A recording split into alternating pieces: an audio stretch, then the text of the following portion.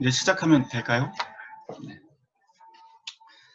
제가 말을 잘 못해서 처음 낯가림이 좀 심해요. 그래서 어디를 가서 강좌를 할 때 항상 그 앞에 부분은 제가 좀 글을 좀 써서 시작을 하고 약간 발동이 걸리면 그때부터는 막 이제 마음대로 하게 하는데 오늘도 또 똑같이 시작을 해야 될 것 같아서 그냥 앞부분 인사말하고 이따가 그 소개할 몇 가지 그 PPT 한 두세 개 정도만 제가 거기까지만 글을 써서 여러분하고 소개를 하고 계속 이어가도록 하겠습니다. 안녕하세요. 중앙루터교회 최준 목사입니다. 보통 멸종 위기종이니까 잘 들어달라고 그렇게 부탁을 하면서 시작을 하는데 오늘 어쨌든 그렇게 소개를 안 해도 될 것 같습니다. 오늘 어쨌든 매우 특별한 자리에 제가 초대되어서 감사를 드리고 이렇게 귀한 자리에 초대해 주신 최중원 교수님과 오늘 함께 해주신 여러분들에게 감사 말씀드립니다. 최중원 교수님께서 누누이 소개를 했지만 흑사병을 피해서 모인 그 사람들이 10가지 이야기를 함께 나눈 것이 우리가 데카메론이라고 알고 있는데요. 지금 코로나 때문에 시작된 10개의 이야기 중에서 마지막 자리를 저에게 이렇게 제가 본의 아니게 맡게 되었습니다. 저에게 주신 주제가 한국에서 루터교회 목사로 살아가는 것이라고 하는 주제인데요. 미리부터 여러분들 양해의 말씀을 좀 드리고 시작을 해야 될 것 같아요. 왜냐하면 그 루터의 생애와 신학에 대한 이야기는 사실은 여러분들이 약간의 수고만 곁들이신다면 매우 쉽게 그리고 아주 풍성한 자료들을 얻으실 수 있으니까 제가 오늘은 저에게 주어진 시간이 매우 제한적입니다. 딱 40분만 저한테 주어졌고요. 그래서 오늘 강좌에서는 아카데믹한 그런 신학 이야기는 그리고 신학 이야기 그리고 논쟁적인 주제는 최대한 제외하고 주제에 맞춰서 조금은 가볍게 저에게 주어진 그 특수한 상황에 대해서만 함께 나눠보려고 합니다. 40분 동안 이게 다 가능할지는 모르겠지만 제가 시간을 활용하기 위해서 질문지를 좀 만들어 보았습니다. 잠깐만요.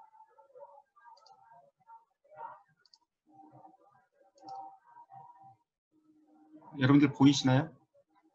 잠깐만요. 안 보이시나요?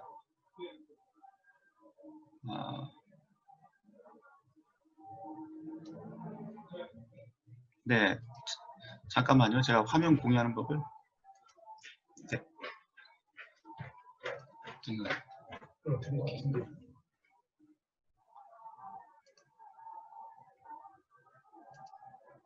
예, 화면 보입니다, 목사님. 네, 화면 보이시나요? 네. 네. 오늘 주제는 이건데요. 제가 이 주제에 맞춰서 가기 위해서 질문지를 좀 만들어 보고 이러한 뼈대로 함께 좀 이야기를 좀 해보려고 합니다. 네, 첫 번째부터 한번 시작해 보도록 하죠. 일단은 오늘 주제가 주제인 만큼 개인적인 서사, 제가 누구인지는 조금 말씀을 드려야만 잠시 후에 이 루터교회 체제라든지 아니면 목사가 되는 방법에 대해서 좀 이해가 가실 것 같아서 아주 짧게만 좀 소개를 하겠습니다. 저는 루터대학교 신학과를 나와서 한신대 신학대학원에서 MDB를 하고 그 다음에 독일에서 학위를 한 다음에 곧바로 한국으로 돌아와서 다시 목사 후보생 3년 과정을 루터대학교 대학원에서 다시 했습니다. 그래서 도합 신학만 제가 한 거를 카운트를 해보니까 정확하게 등록해서 학교를 다닌 게 30학기를 다녔더라고요. 신학만. 이렇게 한 다음에 이제 중앙루터교회 지금 제가 담임 목회를 하고 있는데 2010년도에 그 청빙을 받아서 지금 이렇게 목회를 하고 있습니다. 한국에서 루터교회 목사로 산다는 것 무엇일까라고 하는 문제를 이야기를 하려고 그러는데요. 제가 두 번째 질문으로 로또교회 생소합니다. 어떤 곳인가요? 이렇게 잡아놨어요. 이전에 제가 성공의 사제들과 함께 만난 자리가 있었는데 그런 이야기를 좀 들려주시더라고요. 택시 타고 광화문에 있는 성공의 주교자 성당에 가자고 기사님한테 말씀을 드렸더니 피곤해서 이제 잠이 들었다고 그래요. 그랬더니 도착했다고 하는 소리가 들리자 눈을 떠보니까 성공의 주교자 성당이 아니라 상공회의소 앞에 그렇게 내려줬다라고 하는 이야기를 들었습니다. 굉장히 웃으면서도 굉장히 속쓰린 이야기를 하신 거예요. 근데 저도 좀 비슷한 경험이 꽤 많이 있습니다. 교회 다니지 않는 분들한테 이제 만날 기회가 좀 있어서 제가 루터교회 목사라고 이렇게 이야기를 하면 가끔은 이런 소리를 들어요. 로또교회요? 그러면서 그런 교회도 있냐고 이렇게 묻습니다. 이 정도면 사실 한국에서 그 소형교단 목회자들에게는 아주 깜찍한 에피소드에 해당하겠지만 성공회라든지 아니면 루터교회 목회 현장에서는 사실 이거는 생존을 가늠하는 그런 문제가 되곤 합니다. 최종원 교수님이 이 앞전에 이 강좌를 소개를 하시면서 인용한 글귀가 있어요. 뭐라고 했냐면 루터교회에서 목회한다는 것은 한 손을 묶고 뒤로 묶고 링 위에 올라가서 싸우는 것이라고 그렇게 인용을 하셨는데 그 인용이 사실은 저희 교회 다니시는 분이 그렇게 써놓으신 겁니다.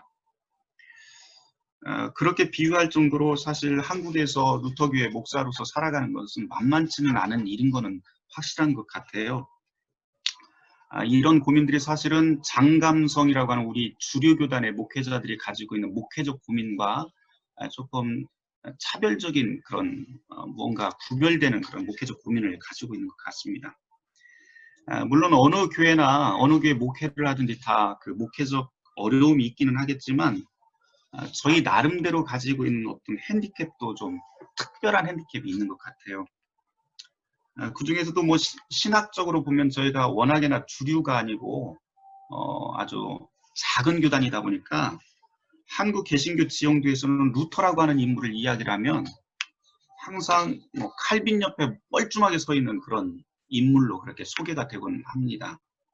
또 종교개혁 이야기를 하더라도 루터를 미완성의 인물로 소개를 한다든지 아니면 칼빈의 발판이 되는 그런 인물로 소개하는 경우가 학계에서도 상당히 다분하게 그렇게 이야기가 되고 있는 걸 제가 이제 학계에 나가서 뭐 논문 발표를 한다든지 할 때 굉장히 많은 이야기를 그렇게 들어왔습니다. 게다가 루터교회 현장에서는 학계가 아니고 현장에서는요, 그 예배의식을 중시하는 그런 전례교회이다 보니까 가톨릭의 아류 정도로 그렇게 여겨지거나 아니면 매우 편안하게 여기 이단이다라고 하는 소리를 너무 쉽게 듣는 교단이 또 루터교회이기도 합니다. 저희 교회에서 실제로 있었던 일 중에 하나는 신천지 교인이 저희 교회에 이제 전도하러 왔다가 하루 예배를 딱 드리고 자기네들보다도 더 이상했던지 자취를 감춘 일도 있을 정도로 그런 교회가 루터 교회입니다. 상황이 이렇다 보니까 루터 교회에 새 신자가 유입되는 일은 사실 매우 드물고 이례적인 상황이고요. 교회 성장이라고 하는 말을 다른 교회에서는 굉장히 말을 많이 하지만 어쩌면 루터 교회에서는 교회 성장이라고 하는 말은 그냥 꿈속의 이야기처럼 그렇게 들릴 때가 꽤 많기도 합니다. 반면에 루터 교회에 입교를 해서 교인이 된 분들의 그 면면을 보면 아마 상대적으로 다른 교회 그 교인들에 비해서는요, 비교적 자기 자부심이 굉장히 강하고 정체성이 강한 분들이 오시는 경우가 꽤 많이 있습니다. 그리고 이제 대부분의 경우에 저희 교회에 유입되는 새신자들을 보면 이미 다른 교회에서 굉장히 신앙생활을 오랫동안 하시고 굉장히 리더 역할을 하셨던 분들이 그 교회에 문제가 있거나 아니면은 새로운 그 교회를 찾아서 오는 분들이 많기 때문에 다른 교회하고는 조금 상황이 다르다라고 이야기를 할 수 있을 것 같습니다. 교회가 작다고 했는데 얼마나 작은지 이렇게 통계를 보면 이거는 여러분들에게 보여드리는 건 2019년도 10월 달에 통계입니다. 저희 그 정기총회 보고서에 보면 전국에 52개 교회가 있고요. 목사는 기관 목사를 다 포함을 해보니까 60여 명 정도가 되더라고요.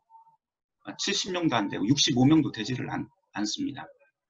전체 교인 수는 3,184명이고 주일날 평균 출석 교인 수는 1,677명으로 이렇게 통계가 나왔으니까 사실은 한국 교회에서 웬만한 중형 교회 하나만도 못한 그러한 크기입니다.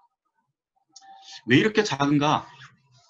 우리 이런 선교 역사를 보면 사실은 루터 교회하고 연결돼 있는 선교 역사가 있기는 합니다. 1832년 그 서양 고대도에 칼 위츠라프라고 하는 선교사가 오기는 했는데 이분이 아마 한국 선교 역사에서는 최초의 방문 선교사로서 그렇게 기록이 되는 것 같습니다만 사실은 이분하고 저희 한국 루터교회하고는 전혀 상관이 없기 때문에 제가 좀 제외하고 좀 말씀을 드려야겠습니다.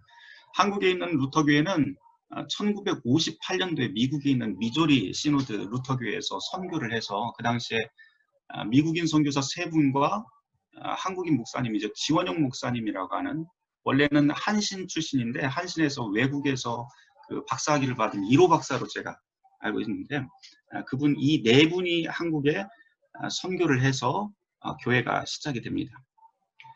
보통 우리가 선교라고 하면 그 외국에 가서 교회를 세우고 교인들을 많이 늘리는 것, 교회 성장을 목표로 하는 것이 선교일 텐데 당시 미조리 교단에서 한국에 왔을 적에 이 선교사들이 한국 상황을 보고 깜짝 놀랐다고 그래요. 무엇을 놀랐냐면은 한국에 이미 장감성이라고 하는 교회들이 주리교회들이 굉장히 이미 자리를 굉장히 많이 잡아 있었고 그 틈에서 선교를 한다는 게 과연 이게 유효한 것인가, 선교라고 하는 그 가치에 맞는 것인가라고 하는 것을 고민하기 시작을 했다고 합니다. 그래서 이 선교사들이 한국에 오자마자 했던 일이 무엇이냐면 한국 문화를 알고 한국의 사정을 좀 더 면밀히 좀 알아야겠다라고 하는 그런 생각하에 함께 모여서 제일 먼저 했던 일이 한국어를 배우고요. 한국 문화에 대한 공부를 하기 시작을 합니다. 그런 다음에 선교 정책을 바꾸게 되는데 교회를 세우는 교회 개척이나 교회 성장에 대한 마인드를 가지고 선교를 시작한 게 아니고 캐치프레이즈로 무엇을 만들냐면 교회를 섬기는 교회가 되자라고 하는 그런 선교 정책을 세우게 됩니다. 그러면서 시작을 한 게 1959년도에 루터란아워에서 이것이 인생이다라고 하는 방송을 시작을 했고요. 그리고 기독교 통신 강좌 또 했고 그 기독교 교양 잡지인 새생명이라고 하는 것을 발간을 시작을 하게 됩니다. 그래서 문화 선교, 문서 선교, 방송 선교를 시작을 하게 되고요. 또 많이 알려진 것 중에 하나가 1974년도부터 시작한 건데 베델성서 연구를 시작을 하게 돼요. 이것은 초교파 성서 교육이어서 당시에 우리나라의 성경 공부 프로그램이 전무했던 시절에 가장 최초의 성경 공부 프로그램으로 자리를 잡고 지금까지 오고 있는데 45개 교단에서 가톨릭도 함께 들어와서 공부를 했었고요. 16,000여 명의 그 목회자가 이 베델성서를 수료했고 또 47만 명이 이 수료를 했다라고 하는 그 통계를 제가 보았습니다. 그 이외에도 루터대학교라든지 컨콜디아사라고 하는 그 출판사를 통해서 문서 선교라든가 이런 것에 집중을 하게 됩니다. 특별하게 제가 여러분들에게 좀 말씀을 드리고 싶은 것은 왜 이렇게 루터교회가 작냐, 여러 가지 이유가 있겠죠. 그 중에 하나는 여러 가지 중에 하나만 꼽는다 그러면 선교 정책을 좀 꼽을 수 있을 것 같은데요. 앞서 말씀드렸다시피 교회를 섬기는 교회가 되자라고 하는 그 모토를 앞세우고 가장 대표적인 것이 이것이 인생이다라고 하는 그런 프로그램 엔딩 멘트에 무엇이 나가냐면 항상 가까운 교회를 나가십시오라고 하는 그런 멘트를 했습니다. 그러니까 교회 이름을 그 당시부터 처음부터 이야기를 하고 또 베델성서라든가 이런 걸 하면서 이거 루터교회에서 하는 겁니다라고 이야기를 했다면 아마 지금 상황은 조금 달라지지 않았을까 그런 개인적인 생각도 좀 해보게 됩니다. 그렇지만 한국에서는 이렇게 작은데 세계적인 루터의 교세는 어떤가 라고 하는 것도 궁금증이 들 텐데요. 보통 우리가 루터교회 그 교세에 대한 통계를 이야기할 때 항상 언급이 되는 게 바로 이 LWF라고 하는 세계 루터교 연맹의 그 통계를 우리가 이야기를 합니다. 이게 가장 큰 그 루터교회 연맹체인데요. 그게 7,550만을 카운트를 해서 보통 이야기를 할 땐 7,550만만 이야기를 합니다.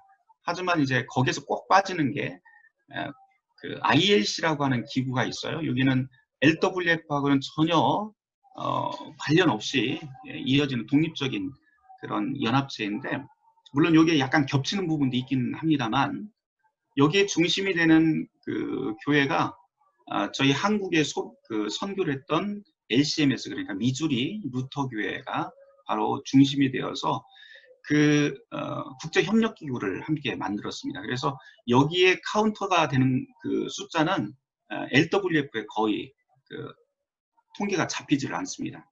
그래서 2018년도 통계를 보니까 715만 명이 되어 있고요. 그 이외에도 사실은 SELK라고 하는 독일의 독립 루터교회 교단이라든지 이런 것도 역시 통계에 잡히지 않는데 그런 것까지 다 통틀어 보면 아마도 8,300만 정도 되지 않을까 그렇게 추산이 됩니다.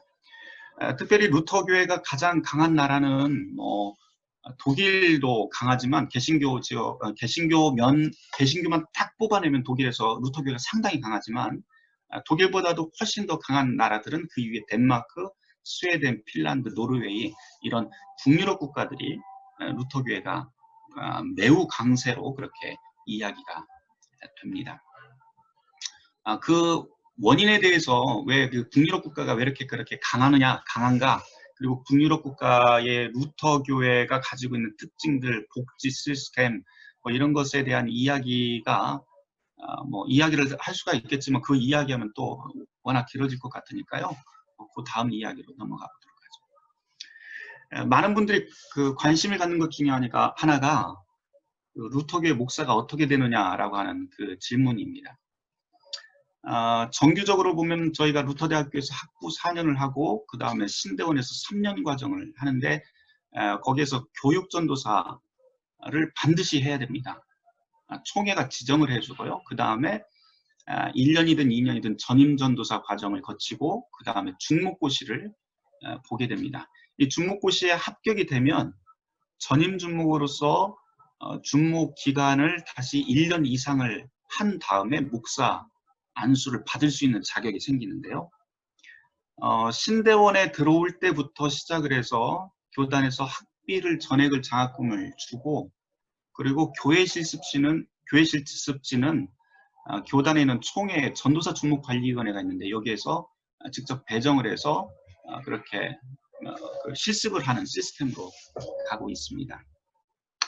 지금 뭐 논의가 되고 있는 것 중에 하나는 이 시스템 말고 우리가 이제 미래를 생각해서 고급 인력들 그리고 인재 양성을 위해서는 석박사 이상 수준의 그 타교단 출신 인력들을 어떻게 수급을 해야 될 것인가라고 하는 문제가 지금 이제 뭐 논의가 되기 시작을 했어요. 그래서 이것은 아직 결론은 난 상태는 아닙니다만 아마 제 생각에는 향후 1, 2년 안에 이런 것들도 조정이 되지 않을까 그런 생각을 하고 있습니다. 목사 안수에 대한 건데요. 목사는 준목으로 1년 이후에 개교회 자립교회 천빙이 있거나 아니면 미자립교회인 경우에는 교단의 총회 파송이 있을 경우에 목사 안수를 받고 나가게 됩니다. 현재 다른 교단에서는 편목 과정이라고 해서 타교단에서 목사 안수를 받은 사람들이 다시 자기 교단에 와서 목사가 되는 케이스가 있지만 저희 교단에서는 편목 과정은 없고요. 이것도 뭐 논의가 아주 치열하게 됐지만 여전히 이것은 통과가 안 된 상태입니다. 이게 아마 제가 볼 때는 거의 불가능하지 않을까 생각이 듭니다. 그러니까 다른 교단에서 이미 목사 안수를 받았다면 한국 루터교회에 들어와서 목사가 되는 거는 현재로서는 불가능한 이야기인 것 같습니다. 그 다음에 조금 이건 논쟁의 여지가 있겠지만 아직까지 한국 루터교회에서는 여성 목사 안수 제도가 없습니다. 작년 총회에서 이 문제가 이미 제기가 되어서 우리 이제 여성 목사 안수에 대한 이야기를 시작을 하자라고 됐는데요. 아직까지 진전은 없지만 이것도 역시 우리의 미래의 선결 과제로서 해결해야 될 큰 문제 중에 하나라고 저는 생각을 합니다.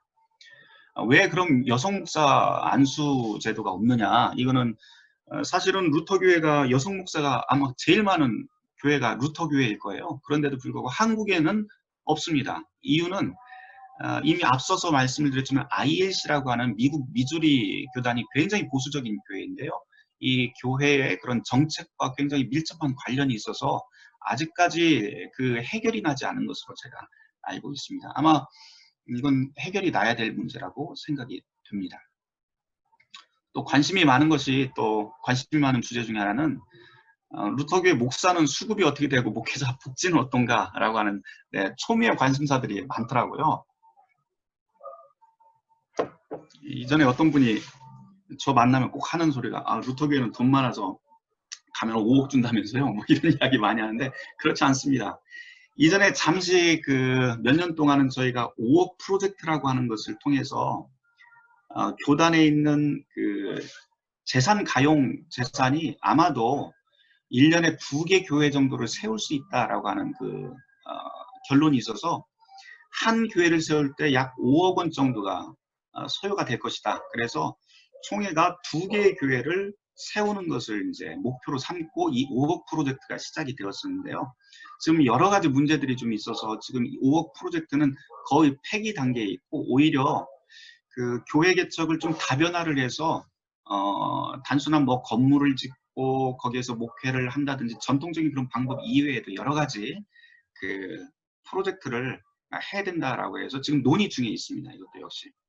그리고 이제 목사가 되면 만약에 한 교회 부목사로 들어가게 된다면 거기에 뭐 주거 지원책이 나온다든지 또 미자립 교회 같은 경우에는 선교 지원책이 있는데요. 최저 생계비를 보장을 해주고 뭐 의료비, 국민연금 그리고 루터교회 목사들은 그 자녀들이 대학까지 가는 그 학자금을 전액을 다 대주고요. 뭐 목회자 연수라든지 이런 것을 그 순차별로 저희가 진행을 하고 있습니다. 쉽게 이야기하면 그 루터교회 목사가 돼서 일단 목회를 하게 되면 일단 뭐 개척을 나간다 그러면 총에서 모든 것을 다 책임지는 시스템이 됩니다. 최소한의 생활은 보장을 해주되 복음의 가치를 뭐 어떤 교인이나 특정한 사람들에게 흔들리지 않도록 교단이 최소한도로 보장해주는 그런 시스템이 지금 루터교회가 지금 목회자들에게 제공하고 있는 그런 총회 시스템이라고 할 수가 있습니다. 저희 그 장로교회 같은 경우에는 장로교회나 침례교회 같은 경우에는 개교회주의가 상당히 강하죠. 근데 저희 루터교회는 총회 중심 시스템이어서 어떻게 잘 모르시는 분들이 보면 이 가톨릭 시스템하고 굉장히 유사하다고 그렇게 느끼실 것 같아요. 왜냐하면 가톨릭도 역시 주교회에서 모든 것을 다 총괄 지휘하는 것으로 그렇게 하는데 제가 볼 적에는 지금 루터교회 그 정치 시스템이라든가 아니면 복지 시스템 이런 것들은 한 중간 정도 있는 것 같아요. 개교회 시스템과 아니면 주교제 이 딱 중간 정도에 있지 않을까 그렇게 생각이 듭니다. 특별히 이제 저희가 총회를 중심으로 해서 움직이는 교회이다 보니까 총회장은 4년 그 선출해서 4년 임기제로 가는데 전임직으로 저희가 움직이고 있습니다. 그래서 총회장이 가지고 있는 그 권력들이 아주 막강한데요. 그 권력 중에 하나가 뭐 인사권을 갖는다든지 아니면은 그 재정권을 갖는다든지 최종 결재권자로서 그렇게 총회장 제도가 주교제처럼 움직이고는 있습니다. 그런데 이제 그 이외에 뭐 실행위원회라든지 11명의 실행위원회가 함께 있으면서 견제 역할을 하고 있고요. 개교회로 보자면 개교회 시스템은 다른 주류 교단과 뭐 별반 다를 바는 없을 것 같아요. 각 교회의 정책이라든지 아니면 그 어떤 시스템 같은 것을 총회에서는 최대한 존중을 하고 개교회가 자립할 수 있도록 도와주는 시스템으로 저희가 가고 있습니다. 특이한 거는 어떤 분들이 그 루터교회 장로인들이냐 이런 말씀 많이 물어보더라고요. 그런데 루터교회 장로 있습니다. 권사도 있고요. 안수집사도 있습니다. 근데 사실은 처음에 그 원칙적으로는 뭐 독일도 그렇고 또 한국의 루터교회가 처음에 들어왔을 때 1958년도부터 초기에는 저희가 장로 권사 제도가 전혀 없었고 당회 시스템이라고 하는 것 자체가 없었습니다. 왜냐하면 이 당회라고 하는 것 자체가 장로교 시스템인데요. 지금은 있어요. 있게 된 이유가 아주 재밌습니다. 저희는 위원회 시스템으로 움직이다가 그러니까 집사만 있었던 거죠. 위원회 시스템으로 목사와 집사 시스템으로 움직이다가 이 집사님들이 교회 일치운동, 뭐 교회 연합사업에 나가서 같이 논의를 하는데 다른 교회에서는 다 장로들 나왔는데 우리는 집사가 나오니까 무시를 굉장히 많이 당했던 것 같아요. 그래서 이 집사님들이 오셔서 그 총회에다 이야기를 해서 이게 장로라고 하는 것이 어떤 신학의 위배가 되지 않는다면 우리도 장로를 뽑아주십시오. 그래야 우리도 바깥에 나가서 당당하게 이야기하고 협의체 안에 들어갈 수 있습니다. 라고 하는 이야기를 듣고 뭐 그거야 만들어도 나쁘지 않을 것 같다 그래서 저희가 임시적으로 만들어서 그렇게 장로 권사 제도가 생기게 되었습니다. 그래서 지금은 뭐 장로 권사 제도가 한국에서 움직이고 있습니다. 또 한 가지 질문은 루터교는 루터를 믿나요? 라고 하는 질문도 꽤 많이 받는데요. 루터 안 믿습니다. 지난주에 제 개인적인 이야기 하나 할게요. 지난주에 저희 선생님이 이제 독일에 있는 선생님이 한수 슈바르츠 교수님인데 저한테 이메일을 하나 보내왔어요. 그러면서 잘 지내냐고 그러면서 뭐 여러 가지 이야기를 하다가 맨 밑에 무슨 이야기가 있냐면 책 하나 발간이 됐는데 최 목사가 이거 관심 있을지 모르겠어. 그래서 원고를 초고를 저한테 보내주셨어요. 초고를 보내주셨는데 아마 이걸 번역을 하라고 하는 건지 아니면 모르겠습니다만 책 제목이 비루터교의 교인들을 위한 루터라고 하는 제목입니다.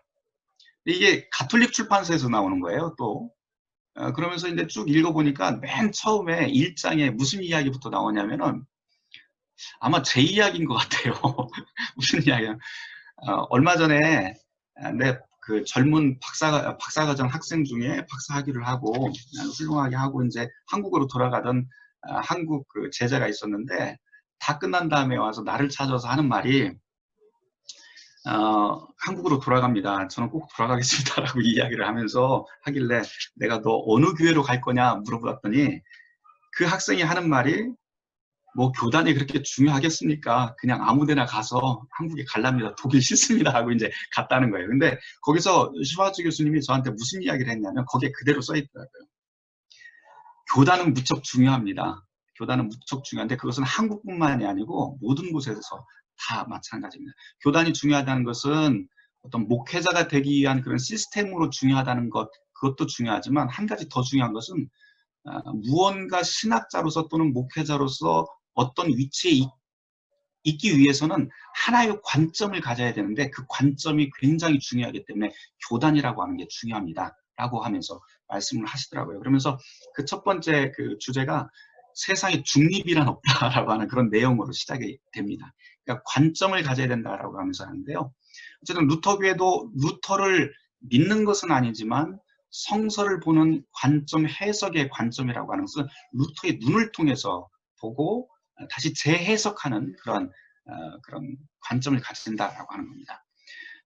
루터교회 저는 장점에 대해서 이야기를 하자면은 루터를 믿는 게 아니고 루터의 관점, 특별히 모든 권위를 다 넘어설 수 있는 모든 것에 대해서 질문을 던질 수 있는 것이 루터교회가 가지고 있는 가장 큰 장점이 아닌가라고 저는 생각을 합니다. 그래서 뭐 다른 교회하고 똑같이 저희도 뭐 신구약성서 믿고요. 또 특별히 이제 루터교회는 신앙고백서라고 하는 게 있는데 제가 이제 소개를 하면 이렇게 두꺼운 책입니다. 이렇게 두꺼운 책이 이게 루터교회 신앙고백서인데요. 여기에 보면은 공교의 신앙고백이라고 하는 3개의 신앙 고백을 하고 그 다음에 7개의 문서, 역사적인 문서들을 신앙고백서로 내세워서 저희가 이 관점에 따라서 목회도 하고 또 세상도 바라보고 또 성경도 해석하고 하는 그런 관점을 취하고 있습니다. 우리 교단의 신학적 색채가 어떠냐라고 또 물어볼 수가 있어요. 근데 사실 루터교회라고 하는 곳의 그 스펙트럼은 상당히 넓습니다. 아주 진보적인 곳에서부터 시작해서 매우 근본적인 것까지도 다 아주 그 폭이 넓은데 뭐 아주 쉽게 이야기하면 미국만 생각해도 미국의 루터교회가 크게 두 교단이 있어요. 오늘 뭐 황희진 목사님이 이 자리에 계시니까 아마 보충 설명으로 이따가 좀 해주시면 좋을 것 같은데요. 원래 그 미국에 있던 루터교회가 세인트루이스에서 미조리 교단으로 처음에 시작을 했다가 1974년도에 교리적인 문제로 둘이 갈라지게 됩니다. 그래서 미국의 미조리 교단이라고 하는 루터교회와 ELCA, 복음주의 루터교회라고 하는 두 교회가 갈라서게 되는데요. 지금은 이 ELCA라고 하는 복음주의 루터교회가 훨씬 더 교세가 큰 교회로 뭐 비교할 수 없을 정도로 큰 교회가 돼버렸습니다. 신학적으로 보자면 완전히 극과 극을 달리게 되고요. 독일도 역시 그 처음에 제가 LWF에 대한 말씀을 드렸는데 ILC라고 하는 미조리 교단과 LWF가 하나가 되지 못하는 큰 이유 중에 하나가 바로 이런 그 신학에 대한 문제 때문이로 그렇게 알고 있습니다. 가장 뭐 극명하게 드러나는 곳이 여성 안수에 대한 문제도 바로 이런 데 첨예하게 맞붙어 있는데, 한국 같은 경우에는 1958년도에 미조리 교단에서 선교를 했지만 그 당시에는 미국에 있던 루터 교회가 그다지 신학적으로 그렇게 치열하지는 않았던 것 같아요. 그래서 굉장히 좀 자유로운 또 굉장히 포용적인 그런 신학들을 가지고 있는 것이 루터교회, 한국 루터교회 성격이라고, 미국과는 좀 차별된 성격이라고 할 수가 있습니다. 그래서 한국 루터교회 안에도 신학적인 분류가 한 두 가지로 갈리게 되는데요. 근본주의적인 관점도 있고 또 재해석을 할 수 있는 그런 해석학적 관점을 가진 그런 목회자들도 이렇게 양분되어 있는 것 같습니다. 핸디캡은 무엇이고 장점은 무엇인가? 요거는 여러분들에게 제가 동영상을 하나 한 3개 정도 좀 아주 짧은 동영상을 보여드리는 게 좋을 것 같아요. 제가 한번 보여드리겠습니다.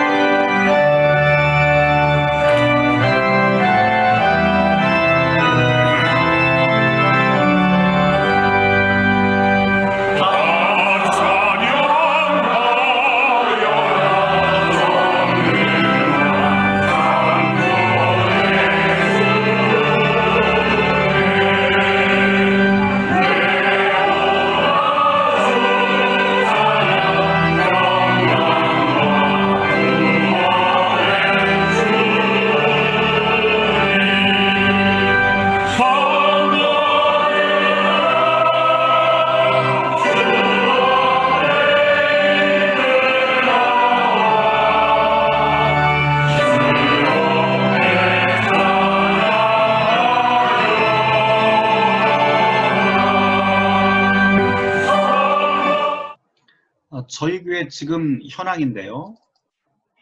두 번째 키리에 한번 보시죠.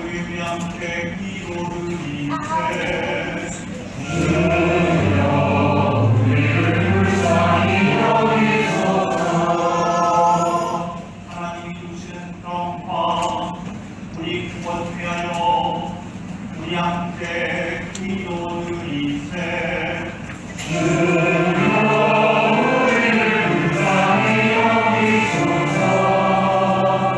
온 세상의 평화 우리 교회에 번영 모든 일과 하나님으로 우리 함께 기도드리세.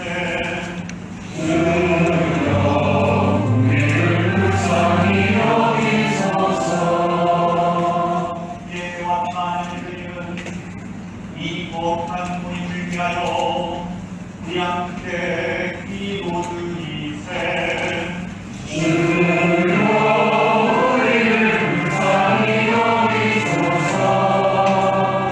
은혜로우신 주여 우리를 구원하소서.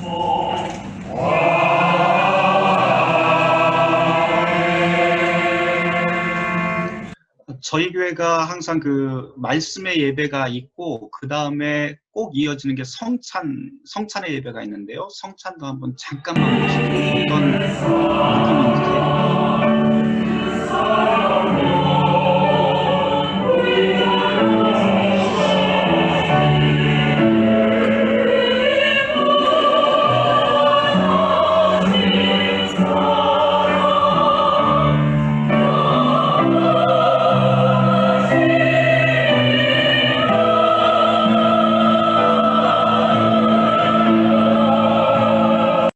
성찬이 끝난 다음에 하나만 보고 이제 제가 동영상은 그만 보도록 하겠습니다.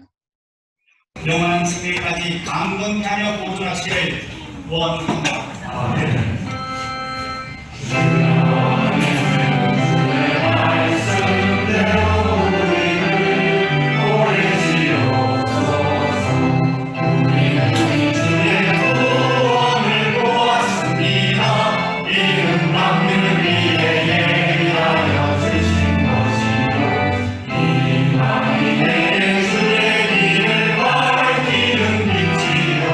주의 백성 이스라엘의 영광이 옵니다.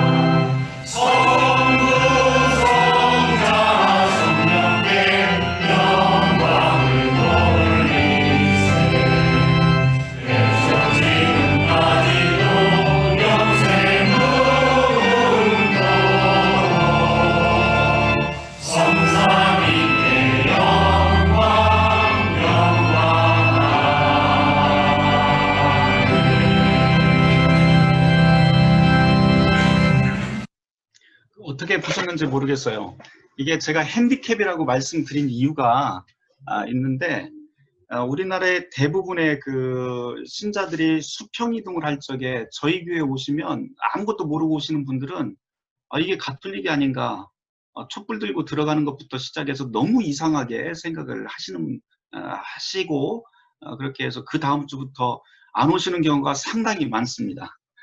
그런데 좀 공부를 좀 하고 오시는 분들, 대부분 저희 교회 그 새신자로 오시는 분들은 뭐 한 1년, 6개월 내에서 1년 이상을 저희 교회에 대한 그 뭐 설교라든지 예배 뭐 이런 것을 공부를 하고 오시기 때문에 사실은 이런 일은 조금 저희 교회 같은 경우에는 덜 한 편입니다. 그리고 서울 내에서 뭐 1시간 이상 이렇게 오시는 분들도 꽤 많지만 뭐 2시간 이상, 또 어떤 경우에는 저희 교회에서 가장 멀리에서 매주마다 예배 참석하시는 분은 저기 부산 옆에 양산에서 비행기 타고 오시는 분들이라든지, 아니면 양구에서 한 2시간 이상 그렇게 매주 오시는 분들, 뭐 이런 식으로 저희는 굉장히 멀리서 오시는 분들이 꽤 많고요.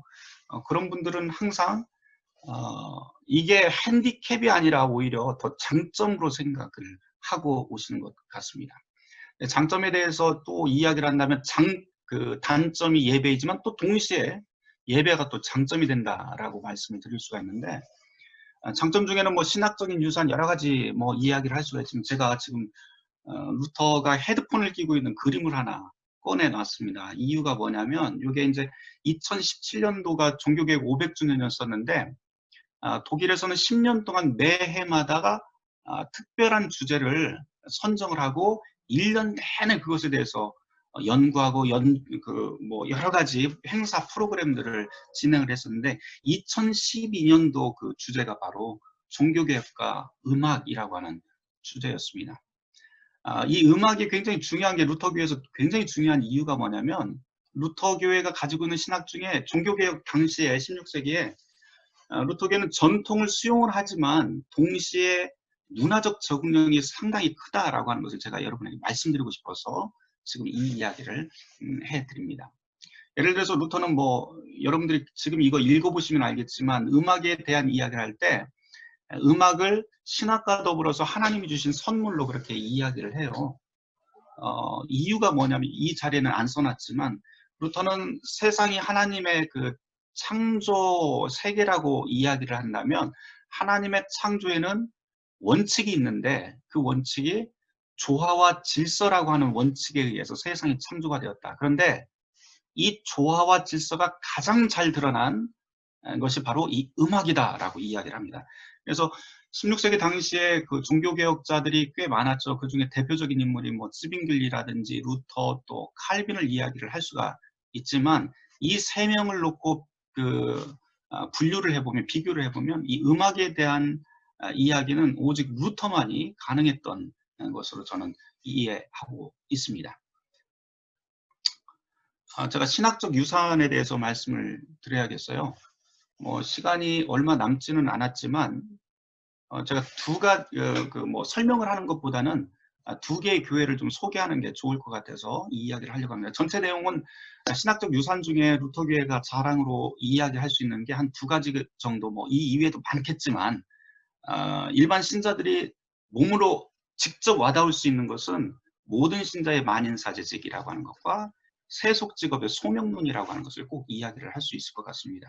제가 두 교회인데요. 하나는 비텐베르크 시교회와 토르가우 성체교회라고 하는 것을 보여드릴 텐데, 네, 비텐베르크 시교회입니다. 이 비텐베르크 시교회가 종교개혁 역사에서 또 루터에게 굉장히 중요한 여러 가지 이유가 있는데, 루터가 여기에서 목회를 실제로 오랫동안 했고 2000편의 설교도 했고, 또 이곳이 종교개혁 당시에 성찬을 잔과 떡을 같이 나눠줬던 그 교회이기도 하고요. 우리가 보통 회중찬송이라고 부르는 일반적인 찬송들이 이곳에서부터 시작이 되었습니다. 지금 뭐 가톨릭도 일반 신자들이 찬송하는 게 그냥 일반화가 돼 있지만, 이 당시에는 이게 아주 획기적인 일이었었는데 루터가 여기에서부터 시작을 했다라고 하는 거고요. 또 이 교회가 요하네스 부겐하겐이라고 하는 최초의 청빙 시스템에 의해서 목회자가 청빙된 첫 번째 교회이기도 합니다. 또 하나 중요한 것은 이 교회가 지금 독일과 북유럽 국가의 어떤 복지 시스템의 기원이라고 이야기할 수가 있는 건데, 게마이네 카스튼, 그러니까 공동금고라고 하는 게 있어요. 이 공동금고가 헌금함이긴 하지만 여기 보면 열쇠가 3개가 보입니다. 열쇠가 3개가 있는데 어떤 경우에는 4개도 되거든요. 이 열쇠 3개를 각각 교회 대표, 교회에서 평신도 대표, 성직자 대표, 그 다음에 교회와 상관없는 그 시의회 대표가 하나씩 가지고 있다가 지역사회에 재난을 당한 사람이라든지 또 고아라든지 뭐 이런 사람들을 위해서 이 세 사람이 합의를 해서 열어서 사용을 할 수 있도록 몇 가지 원칙들을 세워놨었는데요. 그런 그 공동금고를 시작했던 교회가 바로 이 비텐베르크 시 교회입니다. 그런 다음에 뭐 라이스니 공동금고라고 하는 것도 또 마찬가지입니다. 여기는 이제 4개의 그 열쇠를 가지고 있다가 매 주일마다 여기는 10명의 위원이 세워지게 됩니다. 2명은 귀족, 2명은 시의회 의원, 그리고 3명은 시민, 그리고 또 3명은 농민들이 이 안에 의회 10명의 위원들로 세워지고요. 이 10명의 위원들을 매주 주일날 예배 직전에 목회자가 소집을 해서 함께 예배를 드린 다음에 기도하고 이 돈을 어디다 써야 될지 그것을 합의를 해서 썼던 것이 독일 그 복지 시스템의 기원이라고 할 수가 있습니다. 보통 우리나라 같은 경우에는 관주도형의 복지를 하고 있지만 독일 같은 경우에는 관주도가 아니라 민관 협업 시스템으로 가죠. 그런데 민이라고 이야기를 할 때 거기에서 가장 중요하게 이야기가 되는 것이 개신교에서는 디아코니아라고 하는 기관이고 가톨릭에서는 까리타스라고 하는 기관이 있는데요. 독일에서는 독일 국민들이 종교세를 내지요. 종교세로 뭐 목회자 급여도 나가지만 가장 큰 지출처는 어디냐면 바로 이 복지 시스템입니다. 그래서 디아코니아와 까리타스에 그 종교세를 넣어서 독일 전역에 있는 소외계층들, 뭐 난민이라든지 그 노인들, 장애인들을 그 그물망처럼 연결해서 그 사람들을 소외계층들을 보호하고 이끌어가는 그런 시스템이 바로 독일의 복지 시스템인데, 이 복지 시스템의 원류가 바로 이 공동금고까지 소급이 됩니다. 제가 이 교회에서 정말 말씀드리고 싶은 건 사실 이런 그 부차적인 이야기 말고 이 앞에 있는 이 재단화, 종교개혁 재단화라고 불리는 이 4폭의 재단화를 좀 설명을 하고 싶어서 그래요. 이 종교개혁 재단화, 이 4폭의 재단화는 사실은 1530년도에 그 루터교회 신앙고백서 7조에 보면 아우스부르크 신앙고백서 7조에 보면 이런 내용이 납니다. 교회란 어떤 것인가? 교회란 복음이 순수하게 선포가 되고 성례전이 바르게 집례되는 거룩한 회중의 모임이다. 그래서 3가지가 이야기돼요. 복음이 순수하게 선포가 된다. 그 다음에 성례전이 바르게 성례전이 바르게 집례가 된다. 그리고 거룩한 성도의 모임이다. 이렇게 3가지가 이야기되는데 이 3가지가 이 4폭의 그림 안에 담겨 있습니다. 예를 들어서 복음이 순수하게 선포가 된다라고 하는 것은 십자가 중심의 말씀 선포라고 하는 이 프레델라라고 하는 밑에 있는 이 재단화에서 설명이 되고요. 그 다음에 성례전이라고 하는 것은 세례와 성찬이라고 하는 이 2개의 패널에서 설명이 됩니다. 또 거룩한 회중의 모임이라고 했는데, 거룩하다고 하는 것은 루터에게 있어서 아주 분명한 그 개념이 있어요. 그래서 거룩하다고 하는 것은 무엇이냐? 교회가 거룩하다고 하는 것은 그리스도가 죄인들을 용서해 준 것과 마찬가지로 교회는 죄인을 용서해 줄 수 있을 때 그것이 거룩한 곳이다. 그래서 누구나 차별 없이 교회 안에 들어올 수 있는 곳, 그리고 누구나 그곳에서 함께 소통할 수 있는 곳이 바로 거룩한 교회다라고 그렇게 루터는 이야기를 합니다. 그래서 이 4개의 패널을 통해서 루터 교회가 지향하는 그 가치를 볼 수가 있습니다. 한 가지만 좀 예를 들어 본다면 이 성찬에 대한 그림인데요. 우리가 당시 성찬 최후의 만찬이기 때문에 이 최후의 만찬 그림과 가장 유명한 그림이 바로 이 레오나르도 다빈치의 최후의 만찬이죠. 근데 이 그림은 아주 가톨릭적인 그림입니다. 사실은 이 그림과 루카스 크라나우의 이 그림은 이 차이가 아주 극명하게 나타난 것은 식탁이 어떤 형식인가라고 하는 거죠. 일자형 식탁과 원형 식탁은 기능 자체가 완전히 다릅니다. 일자형 식탁에는 항상 위계가 정해져 있어요. 가운데든지 아니면 가장 중요한 사람이 어느 자리에 앉는다라고 하는 것이 어느 정도 머릿속에 이렇게 유념을 한다면, 원탁에서는 그런 게 없습니다. 원탁에서는 우리 식당에 가면 여러 사람이 갔을 적에 원탁일 경우에는 그냥 아무 데나 앉아도 되잖아요. 마찬가지로 이 어린 양을 중심해서 모든 사람이 거침없이 소통하는 것, 이것이 바로 루터교회가 지향하는 교회론이다. 그래서 모든 신자의 만인 사제직이 여기에서 이야기가 됩니다. 정치 시스템에서도 마찬가지로 우리에게는 위계가 거부되지만 각자의 특수한 기능은 인정되는 곳을 바로 루터교회의 그 어떤 정치 구조 핵심으로 그렇게 이야기를 합니다. 이 그림에서 여러 가지 이야기를 할 수가 있으면 딱 세 사람만 좀 이야기를 하고 싶어요. 사실은 이 그림이 루터가 1546년도에 죽게 되는데, 이 그림이 만들어져서 제단으로 올라가게 된 시기는 그 1년입니다. 그 후에 1년입니다. 그러니까 1548년도에 이 그림이 세워지게 되는데, 역사적인 배경이 있어요. 에피소드들이 있고 하지만 다 빼놓고 세 사람만 언급을 한다면 이 사람이 루터입니다. 우리가 알고 있는 루터의 얼굴과 조금 다른 이유가 뭐냐면, 이 그림 속에 있는 인물들은 당시 비텐베르크 주민들과 역사를 여기에 담아놨는데, 루터가 1521년도에 그 보름스 제국에서 제국 추방령을 받게 되고, 뭐 파문도 이미 받았고요. 그래서 제국 추방령을 받아서 바르트부르크 성으로 피신을 하게 되는데, 그 당시에 비텐베르크에 남아있었던 모든 주민들은 사실 루터가 죽은 줄 알았습니다.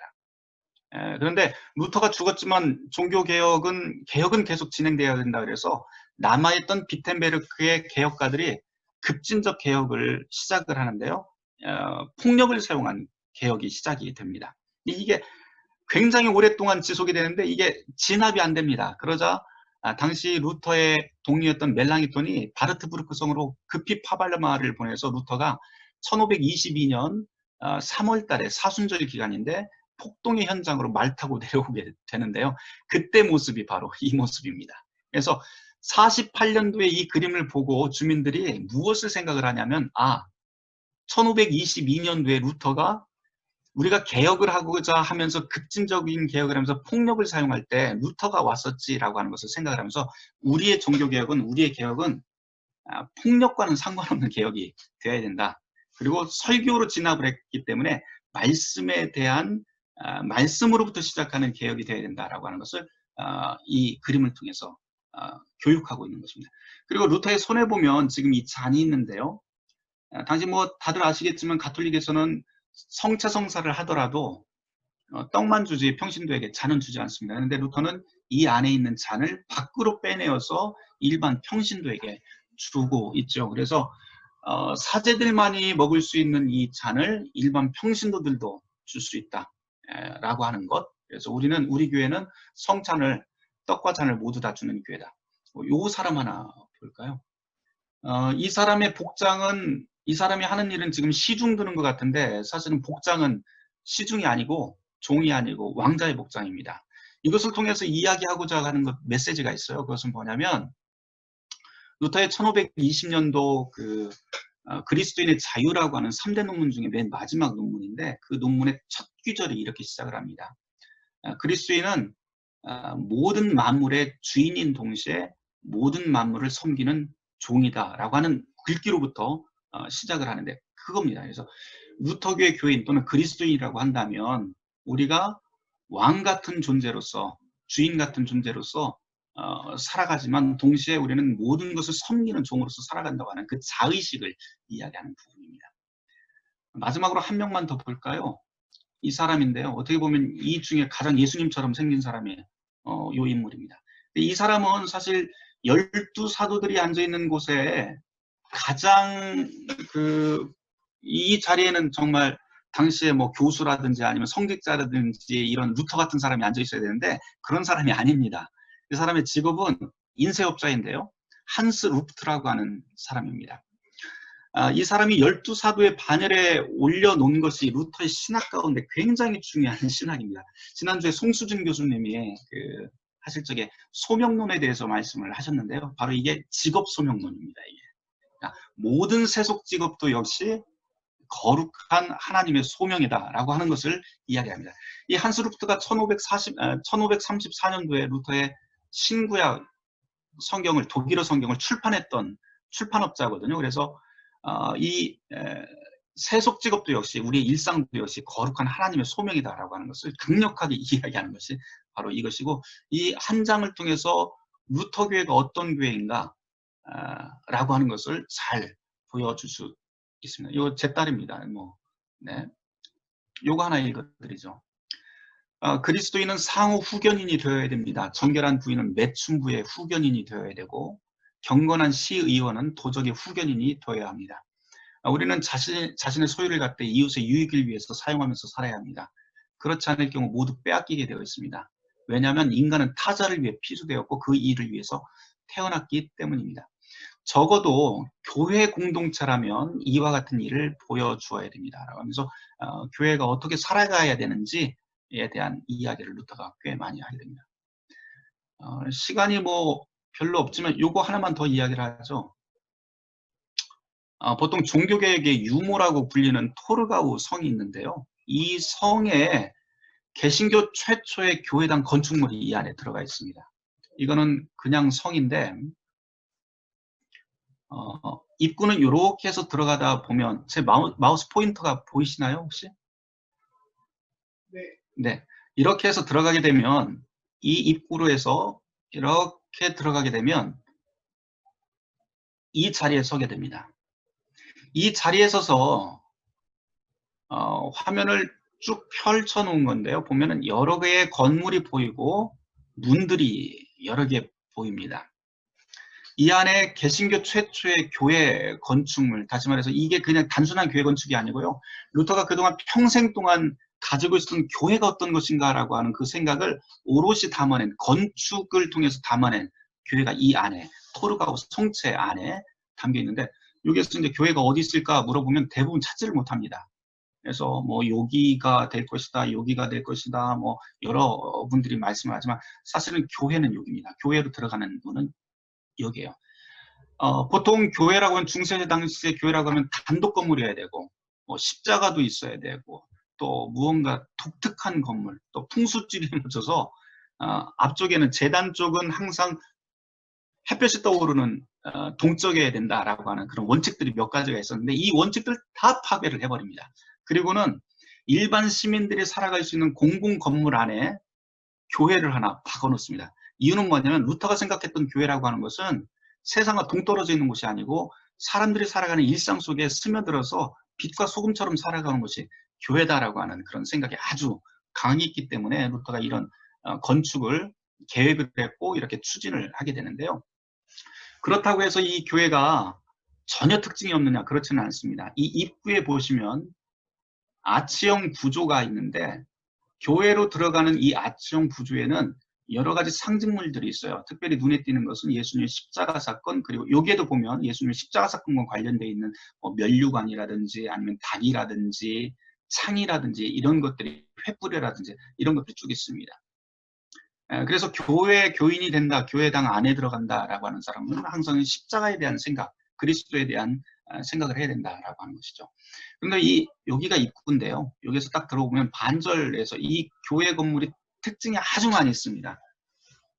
얘기하면 한도 끝도 없겠지만 아주 눈에 띄는 것 몇 가지만 짚어본다면, 일단은 다른 중세 교회와는 다르게 묘지가 이 교회 안에 보이질 않습니다. 묘지가 보이지 않는다든지 성찬대가 아주 간소화되어 있다든지, 또 특별히 이 파이프 오르간이 보통은 전면이 아니고 뒤편에 있게 되는데 전면으로 배치가 되었다든지 하는 것들. 왜냐하면 루터에게 있어서 앞서 말씀드렸지만 음악은 하나님의 가장 큰 선물이기 때문에 루터는 이렇게 파이프 오르간을 전면에 배치를 하게 됩니다. 그리고 이 뒤쪽에 이렇게 보이는데요. 이 교회에서 가장 주목을 받는 건 여기입니다. 이 자리인데 설교대예요. 설교대가 교회당 중심에 있습니다. 어떤 분들한테 물어보니까 왜 이 설교대가 중심에 있냐고 그러니까 교회에서 가장 중심은 말씀이기 때문에 목사님이 설교가 제일 중요하니까 여기다 해놨다 그러는데, 그렇지 않고요. 당시에 마이크가 없었기 때문에 그냥 건축을 한 가운데다 만들어 놨을 뿐입니다.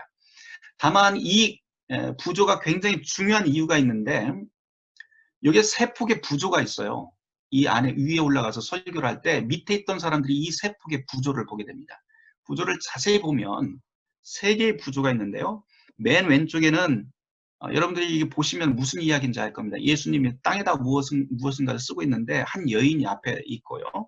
요한복음 8장에 보면 너희 중에 죄 없는 자가 돌로 쳐라 라고 하는 그 가늠한 여인 그 이야기가 나옵니다. 그 이야기입니다. 그리고 여기는 예수님의 한가운데, 이건 예루살렘 성전인데요. 예수님이 손에 그 책을 가지고 있고 책의 손가락을 이렇게 가리키면서 책을 봐라 라고 이렇게 되어 있습니다. 예수님 12살 때 그 예루살렘 성전에 올라가서 율법 교사들을 가르치던 그 장면을 구조로 만들어 놓은 겁니다. 이거 누가복음 2장에 나오는 이야기고요. 여기 여러분들이 보시면 채찍 들고 지금 환전상들을 뒤집고 있는 성전 정화에 대한 사건입니다.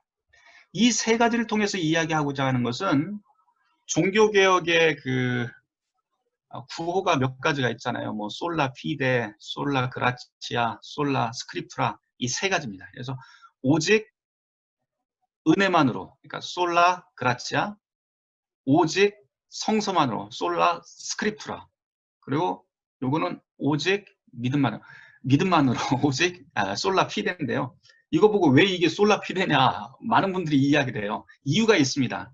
이게 굉장히 그 의도적으로 만들어 놓은 건데, 목회자가 여기에서 서서 설교를 할 때 다른 사람들은 밑에서 뭐 달을 보겠지만, 이 당시가 16세기이다 보니까 교회를 지을 때 아무래도 거스를 수가 없잖아요. 그래서 돈 제일 많이 낸 사람은 그 당시 영주했던 요한 프리드리라고 하는 영주였는데, 이 영주와 귀족들이 앉는 자리는 이 밑에 1층에 앉지를 않고 이 자리에 앉습니다. 이 뒤편에 있는 이 자리에. 근데 재밌는 건 설교할 때 이 사람들이 볼 수 있는 구조면은 은총이나 성서에 관한 그런 구조가 아니고 오직 요것만 보이는 거죠. 채찍 들고 있는 모습, 환정상들을 뒤집고 있는 모습. 그러니까 이 쉽게 이야기하면 돈 있다고 교회 안에서 까불지 말아라. 교회는 오직 돈이 아니라 믿음으로 움직이는 곳이다 라고 하는 그런 이야기를 이 구조를 통해서 이야기를 합니다. 시간이 제가 뭐 많다면은 조금 더 읽어드리면 좋겠지만,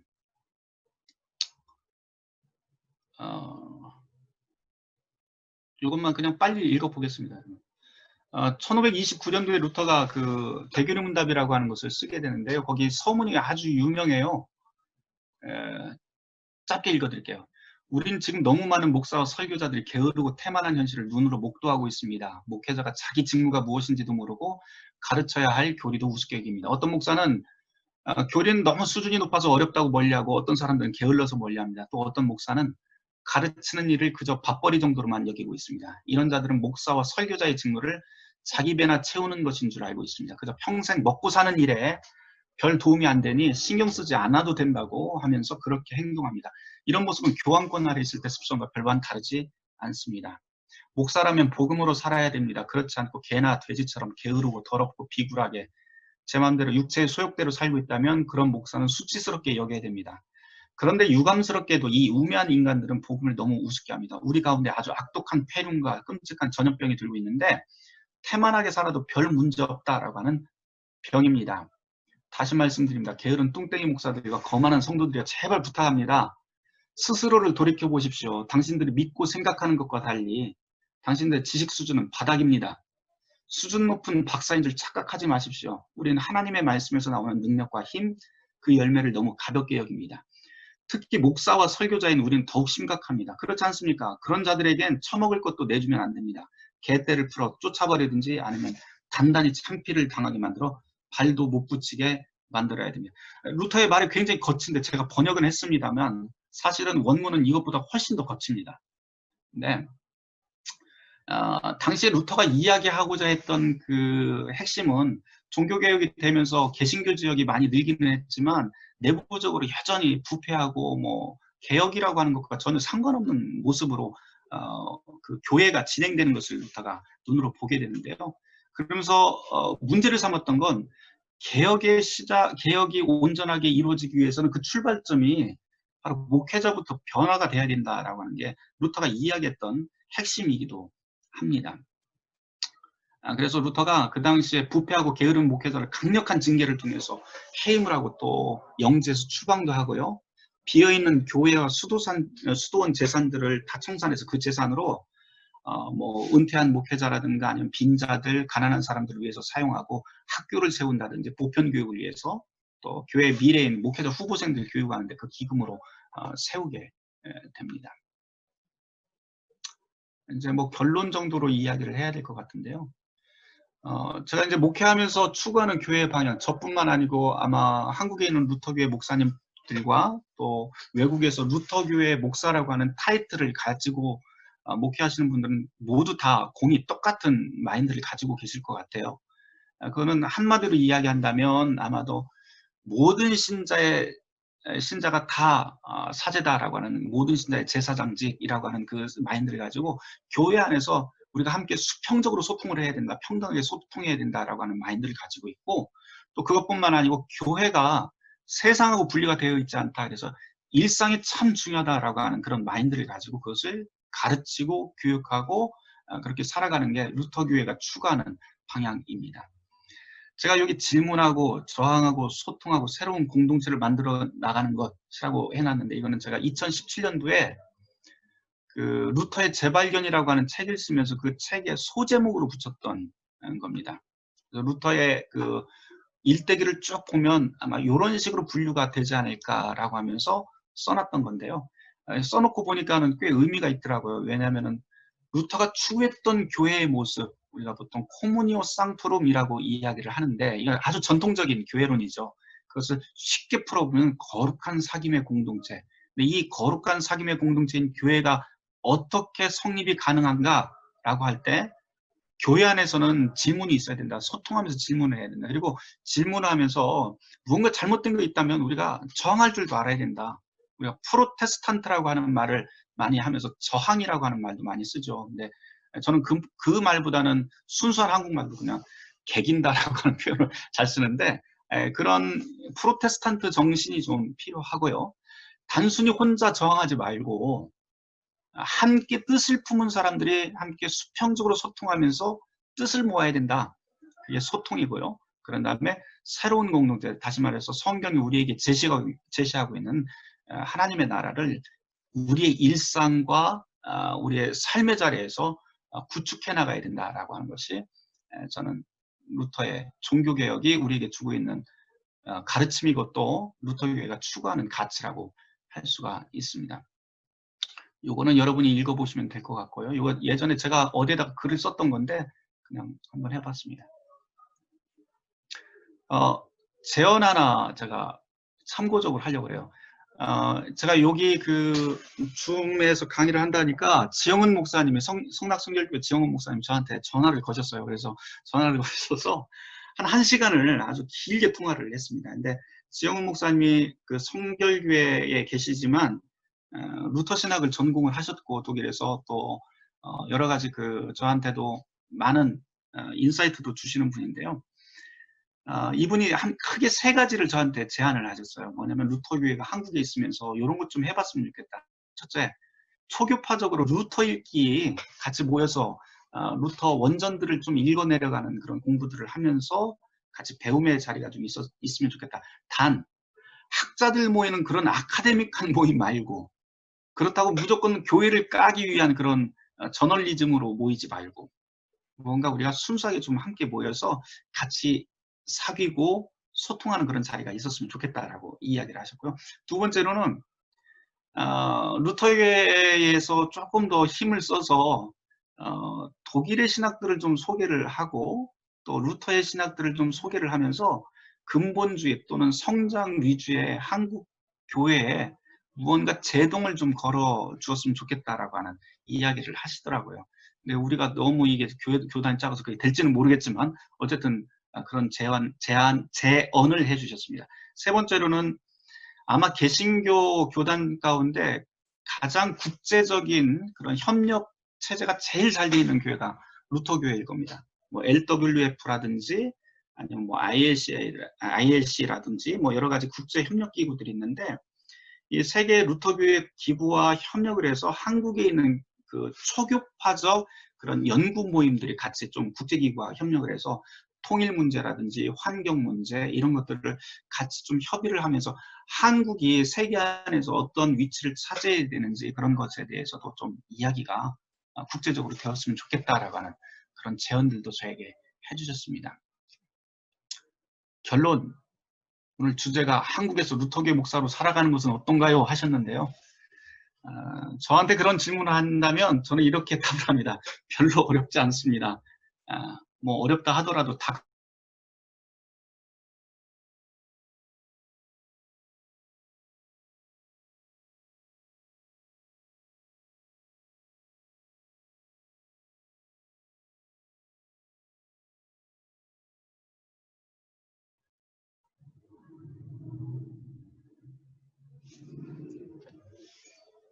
여러분들이 어떻게 들으셨을지 잘 모르겠습니다.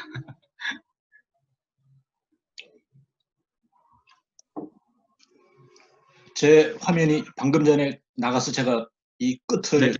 묻히고 못 들었습니다. 너무 죄송한 상황이 벌어졌었는데요. 우리 잠깐만요. 제가 설정을 하고 다시 한번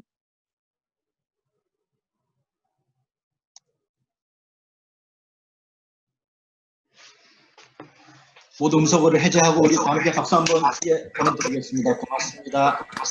합니다.